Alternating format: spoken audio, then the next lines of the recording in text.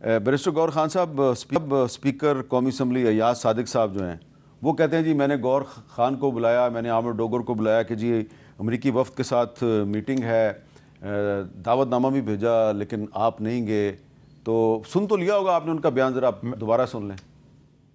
मैंने जो बुलाया था इसमें गौहर साहब को और आमिर डोगर साहब से, और मैंने एविडेंस भी रखा हुआ है, फ़ोन कॉल्स का भी एविडेंस है, व्हाट्सएप का भी एविडेंस है। मगर मैं हैरान हूँ कि इसके ऊपर भी सियासत की। ये मौका था कि अमरीकनों को आके जिनसे वो मदद मांगते हैं उनके साथ आके बैठ के बात करते। क्या जो आपसे मुलाकात हुई अमेरिकन वफद की, उन्होंने बानी चेयरमैन से मुलाकात का कोई मुतालबा किया? बानी चेयरमैन का उन्होंने जिक्र भी नहीं किया। उन तीनों ने कहा कि हमारा पाकिस्तान की इंटरनल पॉलिटिक्स से कोई ताल्लुक नहीं है, ये कैटेगोरिकली कहा।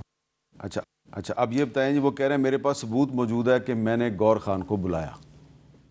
मैं आपको मीर साहब एक बात कहूँ, और बड़ा वेरी कैटेगोरिकल, मुझे स्पीकर अयाज सादिक साहब की बड़ी इज़्ज़त है और उनका बड़ा अच्छा रोल रहा है इसी दौरान, हमारे ख़ासकर जो मुज़ाकरात है उसके दौरान, जब हमारे एमएनए साहिबान अरेस्ट हुए उसके दौरान, जब हमें अरेस्ट किया जाता है कोई है तो हम उनको अप्रोच करते हैं तो बड़ा फ़ौरन रिस्पांस करते हैं, जो कुछ वो हमारे लिए कर सकते हैं। इसलिए मुझे उसकी वजह से बड़ा बहुत एहतराम है। तो मैं नहीं चाहता कि पब्लिक में ये मज़ीद डिस्कस हो कि किसने कॉल किया, बट मैंने पहले भी कहा था कि मेरे पास न फ़ोन आया है, न मैसेज आया है, न व्हाट्सअप आया है, न मुझे लैंडलाइन पे आया है, न मुझे ओरली किसी ने मुझे कम्युनिकेट तो जो किया। उन्होंने अब जब ये है ना कि कम्युनिकेट किया, जब उन्होंने स्टेटमेंट दी तो मैंने यही कहा कि मैं क्रॉस टॉक मीडिया में नहीं जाऊंगा, बट मैं असम्बली में आके कन्फर्म करूंगा कि मेरे पास ऐसा कोई नहीं आएगा। ये वक्त साबित करेगा कि उसमें सच्चा कौन है। Absolutely not.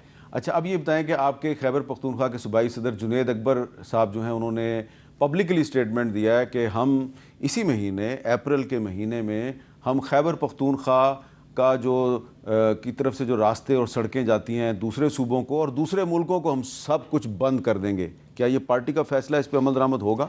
मेरी साहब, पार्टी ने अभी तक फैसला ऐसा नहीं किया कि हम जाएंगे और अपने सूबे में रास्ते बंद करेंगे या दूसरे सूबों में ऐसा कोई कॉल देंगे।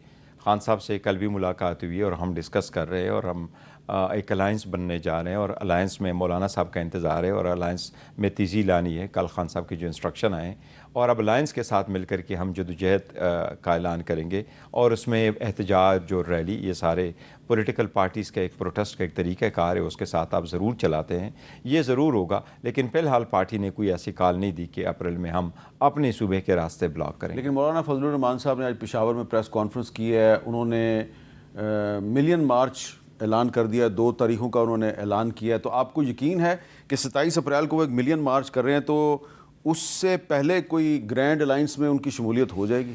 ग्रैंड अलायंस के लिए हमने मौलाना साहब का बड़ा इंतज़ार तो किया और हमने इनको कहा है कि बेहतर यही है कि आप भी जमहूरियत के लिए कोशिश करते रहें, और हमने जो इस मरतबा एजेंडा रखा है वो बड़ा मिनिमम रखा है कि इलेक्शन चोरी ना हो, अदली आज़ाद हो, ईवान बालादस्त हो, फैसले ईवानों में हों, इसलिए और इदारे अपने अपने दायरे इख्तियार में रहे। इसके लिए हम चाह रहे हैं, कोशिश कर रहे हैं कि जी इस पे हमारा और मौलाना साहब का ज़रूर इत्तेफाक हो जाए। तो जो मिलियन मार्च वो कर रहे हैं, वो कह रहे हैं जी मैंने गज़ा और फ़लस्तीन के लिए करना है, इसका तो कर रहे हैं तो हम अप्रिशिएट करते हैं, ये करना चाहिए।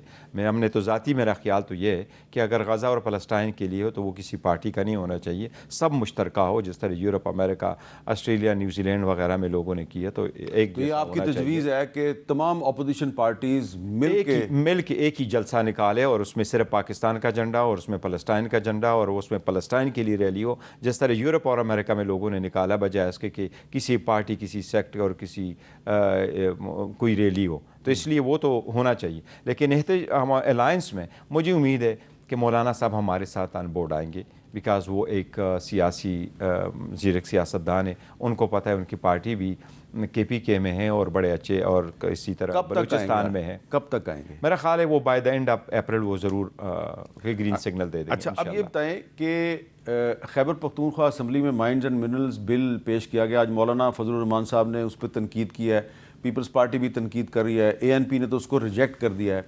तो आपका ताल्लुक तो खैबर पख्तूनख्वा से है, आप कौमी असम्बली के मेंबर हैं, लेकिन आपकी पार्टी ने इस पर कोई फैसला किया है कि माइंस एंड मिनरल्स बिल जो है इसको किस तरह मंजूर करना है?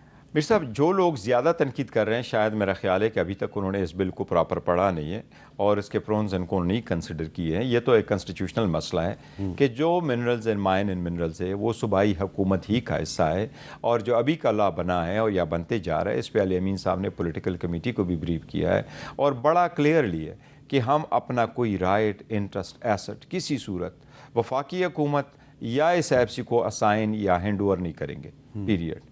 और अगर ये सूबे के पास है तो सुबह बाइख्तियार है, सुबह लेजिस्लेशन करे, और अगर लेजिस्लेशन में कुछ कमी बेशी है तो दोबारा लेजिस्लेशन करके ठीक करे। लेकिन एज़ वी स्पीक उस पर पार्टी का ये फैसला है जो खान साहब ने दिया है कि इस कंट्रावर्सी में ना पड़े, फ़िलहाल हम इसको आगे प्रोसेस नहीं करेंगे। खान साहब ने कहा अली अमीन साहब की मेरे साथ जब मुलाकात होगी वो मुझे ब्रीफ करेंगे, उसके बाद मेरी पॉलिटिकल लीडरशिप मेरे साथ इस पर बातचीत करेंगे and then we will proceed. अगर ये हमारे सूबे की बेहतरी के लिए है, हम आगे जा कर के बढ़ कर के इनको इम्प्लीमेंट करेंगे, उनको पास करेंगे और इस पर अमल दरामद कराएंगे। अगर नहीं है तो हम 1 इंच भी नहीं। तो ये जो आपकी कल इमरान खान साहब से गुफ्तगू हुई है अडयाला जेल में, उसमें जो इमरान खान साहब ने आपको माइंस एंड मिनरल्स बिल के हवाले से कहा है, इसके लिए लगता यह है कि आपको इमरान खान साहब की एक वसीउल बुनियाद मुशावरत करानी पड़ेगी, एक ब्रॉड बेस्ड मुशावरत जिसमें सिर्फ अली मीन गंडापुर साहब और आप शामिल नहीं होंगे, पॉलिटिकल लीडरशिप हो, पूरी पॉलिटिकल लीडरशिप। ये भैया ये खान साहब ने कहा, बिल्कुल सही फरमा रहे हैं। इसका एहतमाम कौन करेगा? सही खान साहब ने कहा। नहीं, वो तो इसका मतलब ये नहीं है कि सारी असम्बली मेरे पास आ जाए, लेकिन पॉलिटिकल लीडरशिप जो 8 एटलीस्ट आपकी कैबिनेट के, प्रोविंशियल कैबिनेट के इंपॉर्टेंट मिनिस्टर्स तो आएंगे, इंपॉर्टेंट मिनिस्टर जाएंगे। अभी ये भी हम कह रहे हैं कि जी मुलाकात तो ये कर दे कि जब तक ये हो नहीं रहा तो लिम्बो में होगा, जितनी जल्दी हो जाएगी तो अगर हमारे हक में और सबकी कंसेंसस है तो फिर इस पे प्रोग्रेस आगे होगी। तो इसमें आप जो पॉलिटिकल पार्टीज इख्तलाफ कर रही हैं like ANP, people's party, JUI, उनसे भी बातचीत करेंगे आप? देखिए, इस पे एक सेशन तो हो गया और एक सेशन में स्पीकर साहब ने जितने भी अपोजिशन के मेंबरान साहिबान थे उनको सबको बुलाया था, लीडर ऑफ द अपोजिशन को, उनके मेंबरान को, और सबको रखा कि ये सारा बिल है, गो सेक्शन बाय सेक्शन, और उसमें आपकी जो रिजर्वेशन है वो बताएं कि क्या रिजर्वेशन आपकी हो सकती है। आप बोले अगर आपकी रिजर्वेशन ये है, द मैक्सिमम ये हो सकती है। कानून साजी तो करना हुकूमत का और सूबाई असम्बली का काम है और उनका हक है। बताएं जी अगर इसमें से कोई ऐसी चीज़ है जो हम सूबे का इंटरेस्ट, राइट, अथॉरिटी, पावर वफाकी हुकूमत को देंगे या हम SIC को देंगे तो वो बताएं ताकि वो उनमें से निकाल दे। इसकी गारंटी कि ऐसा नहीं होगा। इसलिए सो फार अपोजिशन की तरफ से कोई तजवीज़ इन राइटिंग नहीं आई कि हमारा इस चीज़ पे ऑब्जेक्शन है।